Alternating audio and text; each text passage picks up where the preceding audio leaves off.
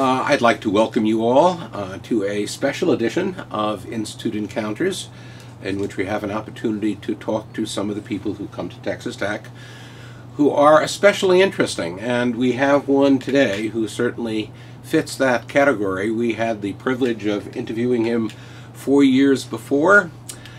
He is His Royal Highness, the Archduke Georg von Habsburg-Lothringen. I think I got that close enough. Yes. Okay. Who is a member of Europe's most illustrious family. I think that can be fairly said. It goes back more than 1,000 years, and was, up until 100 years ago, the ruling family of the Austro-Hungarian Empire, and before that of the Holy Roman Empire. Unlike many other royal families who no longer have a throne, the Habsburgs have been very notable in finding a way to continue their tradition and to do it very constructively. The Archduke's father was Otto, who was the last crown prince of the Austro-Hungarian Empire, and after a really rather adventurous life, he became one of the chief champions of European unity, and in doing that sort of set a course for the family that Archduke Georg has followed. So when you were here 4 years ago, we were talking about the problems and challenges of European unity. A great deal has happened since that time, which I guess makes the challenges more complicated and somewhat greater. We've had Brexit, we've had the rise of a kind of populist right wing that's at least Eurosceptic, if it's not anti-European Union. We've had the election of Donald Trump, which has certainly had reverberations around the world. Tonight you're going to talk about what you think the future of the European Union is, but I'm wondering what you think brought us to where we are. Is there any common thread that has so complicated the scene in the last 4 years that you could kind of point to? Well, first of all, let me tell you how happy I am to be back at Texas Tech and have the possibility to meet now. I must say a lot of people that I have started to meet several times over the last year, and I'm very, very happy to be here and to talk once again about Europe, which is an issue which is going to keep us busy for now quite a long time, because it is so important that things go right in the European Union. Of course, since I was talking the last time in 2013 about the European Union, you have mentioned a lot of things were happening and a lot of things were going on also politically. We had the Brexits, we had the Catalans, we had a lot of different things developing. You know, my opinion has not changed, that the fundamentals of the European Union are still very, very strong and very well, let's say, connected in this continent. So I positively don't see a danger for the European Union, but the European Union has to become much more flexible and much more open to react quickly to challenges they are going to face. For example, they have to say lessons learned of what has happened in Britain with the Brexit. They have to see how to react and not to repeat the same mistakes once again, to make, let's say, the situation more complicated on the continent. And I'm unfortunately for the moment a little bit lacking this quick reaction of the European Union countries towards this crisis. It comes all in a historically very interesting time, because we are starting in 2014, remembering very much historical happenings that happened in Europe 100 years ago. That was 2014, 100 years of the start of the First World War. Now we are in next year. There will be a lot of conferences and commemorations about the end of the First World War. You see what the rise of nationalism has done to the continent before the First World War and where he has led the continent. And I still hope that people try to focus a little bit more on history to see what can happen if nationalism becomes too strong. So in Brexit, there were, of course, a lot of analyses after the event. It was an unexpected event. And many people thought that certainly one of the things that was driving it was the belief upon, on the part of some British people, maybe the older generation more than the younger people, that power was being taken away from Britain, that it was being concentrated in an unresponsive center of power, or centers of power on the continent, and that there was some threat to British identity as well. It strikes me that a challenge for Europe, if it really wants to hold all these countries with their very different histories together, is to work in a positive way to create a common identity, not necessarily something that overwhelms the nation states, but something people can believe in. Do you think that that has been adequately addressed? No, it hasn't been adequately addressed, but you know, I also would say, when we talk about the British identity, to find out, to define a little bit more what is the British identity, because for the moment it's quite difficult to find out, because you have so many voices talking there inside Britain of getting independence, and the different parts of the United Kingdom that are looking for some very different directions. But I think that the Brexit was once again shown that a referendum is unfortunately not very often about facts. It's more about sentiments, it's more about populist presentations different politicians do to reach a goal, where it is also the big question, what was the goal of making this Brexit. But of course, when you see this kind of debate, I think today the European Union is still offering the best platform to negotiate these issues and to discuss these questions. And it is a big mistake for a country to leave the European Union, because by this you get much more isolated. If you are such an important country like Britain inside of the European Union, you have also a lot of possibilities to do things there, to change things there. And they did a lot. They were always criticizing many things that were happening in the European Union. Probably they didn't feel enough, let's say, accepted what they were wanting, but they had to find out that this is a group of 27, with Britain 28 countries, that had to find a common ground, and you can't be always the kind of primus inter pares.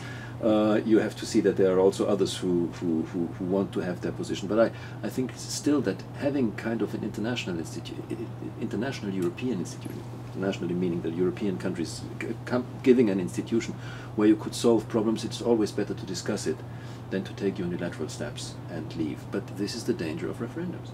You see that there are very often referendums held about issues where just the people who are deciding about it really are not willing to take all the information to make a decision. They only decide emotionally, and emotional decisions are not always the best ones. So let me come back to the question that I asked. An awful lot of politics is about emotion and sentiment and ties that go deep. Enough of the voters in Britain felt that the thing they were sentimentally attached to, the British nation or the English nation, was in danger in some way, was being imperiled. Is there a kind of countervailing attachment that Europe can offer to its member nations that can give people a sense that they have a home, not just a kind of bread and butter arrangement, but actually a home? I think a lot was done in the European Union over the last years to show that there is no interest in really, let's say, trying to make a melting pot, to use this expression, out of the European Union. It means to support also the minority languages, minority cultures, to show how important it is to maintain also of the different regions of Europe their very often peculiar and very special situation. And a lot of money was given.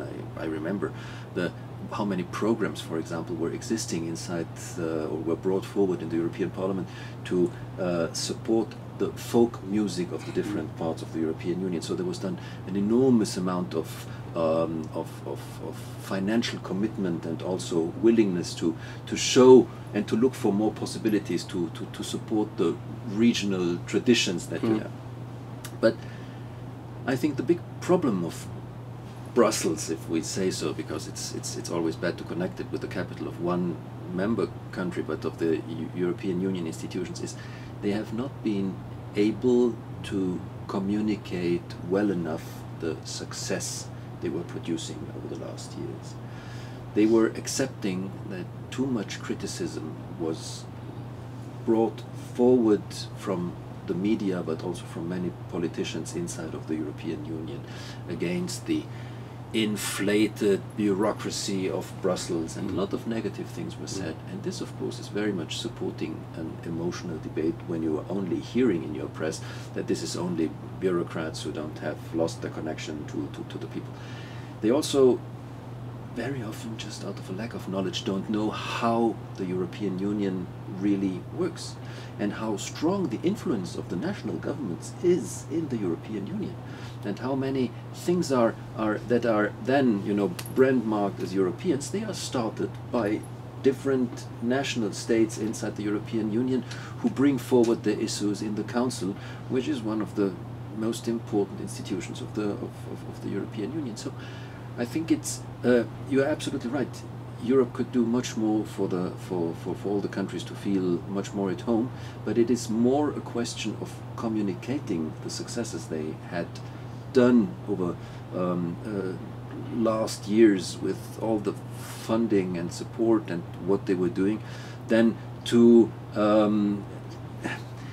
than to say, no, we are, you know, they have to get more visible. They have to get more outspoken about the positive things coming from this European Union institutions.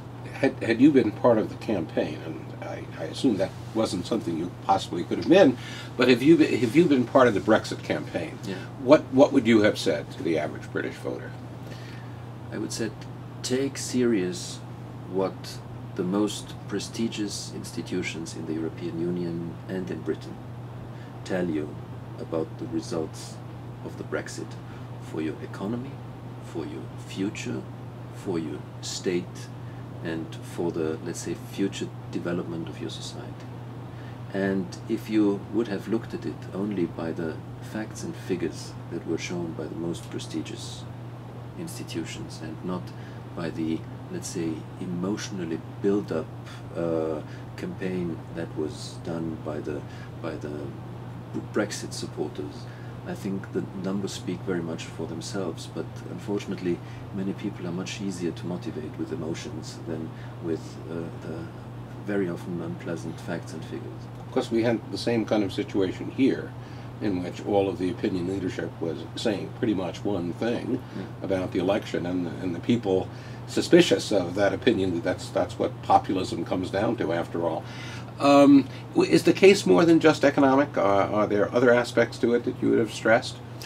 You know, that they put in danger the future of the United Kingdom, because we talk about UK, that's the United Kingdom. That once already says that there are different regions involved that are forming the United Kingdom. It's the future of their country, because when you see today the statements done by the First Minister in Scotland, Miss Sturgeon, about calling a referendum for Scotland, because Scotland, with a vast majority, decided to remain in the European Union. When you hear the informations coming out of Northern Ireland, where Sinn Féin, let's say the party that wants to reunite Northern Ireland with Ireland, is growing rapidly, because many people who are living in Northern Ireland don't want to leave the European Union, because they see it's much more important for them to remain there, and they're very much afraid about what is going to happen after the Brexit happens without a very well thought through negotiations about the situation of Northern Ireland.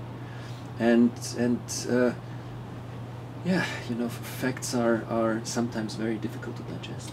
If Scotland were to secede from the United Kingdom, would the European Union admit her, do you think? On the long run, yes. Eventually. But it would take a very, very long time. The problem is, you know, people... that is also due to a big lack of knowledge about the facts. They think the European Union can decide, well, Scotland left, tomorrow we are taking Scotland into the European Union. It just doesn't work like this.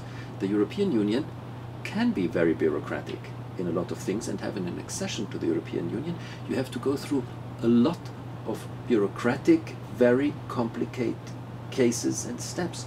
I had to learn this by heart when I was, as Hungarian ambassador, very much involved in Hungarian integration into the European Union. You really underestimate how long time it takes to have an accession. You may be prepared perfectly, you may have been in the European Union and have adopted everything, but it doesn't mean that in your legal system you have fulfilled everything. Economically you are well set, but which is even more complicated, you have there all the other member countries who have to decide about this. And only to take a decision of an accession of a country to the European Union through 27 parliaments, this is a very, very long procedure. And there are countries who are probably for a political reason or for another reason not very emotional of making this happen very quickly. And if they are not interested in having they can very easily say, unfortunately we cannot do it before summer, after summer, before Christmas. It's very difficult, we have many other issues in Parliament. And if the parliaments don't ratify it, the membership is not taking place. So yes, it's possible. And yes, I can imagine it very well. But it will take quite a long time. I suppose the Spanish might not be that happy to admit a seceded Scotland. Also, yeah, because some of the countries have their political agenda, which is not going to speed the process in Parliament up. What would you recommend to the European Union by way of reforms, looking at the lessons of the recent past? Very easily. One is to give more power to the European Parliament, because the European Parliament is the most European of all European institutions. Because the other two, the Commission and the Council, are very much dominated by the member countries. So the European Parliament is really the one that is where you have the whole of Europe represented. Every party, every region, every language, every culture is in the European Parliament. To give more power to the European Parliament. Second advice I would give to them is to change radically the election system for the European Parliament, because the European Parliament is elected by party lists. So it is absolutely given to the political parties to decide who is going to represent the country in the European Parliament. Of course, the parties are very much interested in diversity and everything, but if you have fixed lists of people whom the party does want to send to the European Parliament, in an election campaign, if I am on place 1, 2, 3, 4 of the list, I know for sure that I'm going to come in because my party is getting X percentage and therefore I will. The incentive of making a big election campaign is sometimes a little bit limited. So the visibility of the members of parliament is very low, unfortunately. The other thing is, if you would add a preferential vote so that you can vote for a party and give one of the candidates a preferential vote, that the one who gets the most preferential vote comes at the top of the list, you would suddenly see a huge activity of the members of parliament to get visibility, to become more well known, to get more preferential vote, to get on top of the list, and by this enter the European Parliament. The other thing is that also these members of parliament, they would much more try to be visible also when the election is not close, because they have to think about their vote in the future and they have to develop a personal profile to be seen. So they would become much more active in the European Parliament, and they just don't think, you know, the only thing I have to do is to be well with my political party because they're going to put me on place 1, 2, 3, 4 or 5 or whatever, and I will be back again here, and the more silent I am and the less things I'm doing, the better it is for me to come back to the European Parliament. So there, the election system should be also changed very much. So giving more power to the European Parliament, make the election to the European Parliament a little bit different to bring more, let's say, dynamic, motivated people into the European Parliament, that would be already a huge step forward. What kind of added powers would you give it? Probably I would make a much stronger connection between the national parliaments and the European parliaments, so that the European Parliament is capable of being addressed much more directly, not only by the governments but also by the national parliaments, and making their much closer relation between the nationally elected body, as it is the Parliament, with the European Parliament as being the European-wide. Would that involve, say, having a European Senate like the German Federal Republic? This, in any case, would give a lot of possibility Mm-hmm. to do different things, and also to give more visibility and diversity to the European institutions. But unfortunately, I think we are still quite far away from this, because people are normally, and especially bureaucrats, are not liking very much to change, because change always is involved with a lot of work, and if one can keep things as they are, it is much more favored that way. But I think slowly we are coming to the point with the European Union, and with all the challenges the European Union is facing, that they need to take much more visible steps concerning migration, concerning Brexit, concerning the Catalan question, and also this involving what is the future of the European Union going to look like, to see how you can support the regions much stronger. These are all challenges that are going to force the European Union to reconsider, and coming back to what I said before, communicate more professionally the positive benefits of the European Union. Well, one last question. Yeah. Migration has been, of course, a big hot potato, politically speaking. What policy changes would you recommend there? First of all, what you have to do to convince the Europeans that you take care about their concerns they are having, you have to control the borders of the European Union. You have to show to the Europeans that you are willing to control the borders, and you do something against this absolutely uncontrolled influx of migrants on the soil of the European Union. This is one thing. Second thing is, you must be much more present in the neighboring countries of the European Union to give migrants a possibility, not from the territory of the European Union, but already outside of the European Union, to apply. I'm talking about migrants and not about refugees. To apply for a permit to come to the European Union and to work there, because migrants will be needed in the future. Absolutely, that is a clear thing. But you have to make this in a much more professional and working and administrated way than it is done right now. You have, for example, to put this kind of centers to where these migrants can register. You have to take them to Turkey, you have to take them to Egypt, you have to take them to Tunisia, you have to take them to many countries, that people don't even try to use this horrible human traffickers to come to the soil of the European Union, but that they have the possibility to register somewhere outside of the European Union, and then to travel, if it's possible, legally to come into the European Union. So you have to make a kind of a very new structure in how to handle the influx of migrants into the European Union, because the number of migrants is going to grow exponentially in the future. And if I think back about the difficulties we had with Greece, and which was compared to migrant question a much smaller problem, when I see how the European Union was going out of their mind to have one summit meeting after the other and ministerial discussion and everything to take care about Greece, I'm missing that a lot with the migrants. You should have, on a bi-weekly basis, really the experts working together and see how you can solve this problem, to make visible moves from the side of the European Union, to show to the, let's say, Europeans that you are really taking care of this. Why do you think that's not happening? I think that is for the moment not happening because some of the decisions they would have to take are probably not very well seen in the press.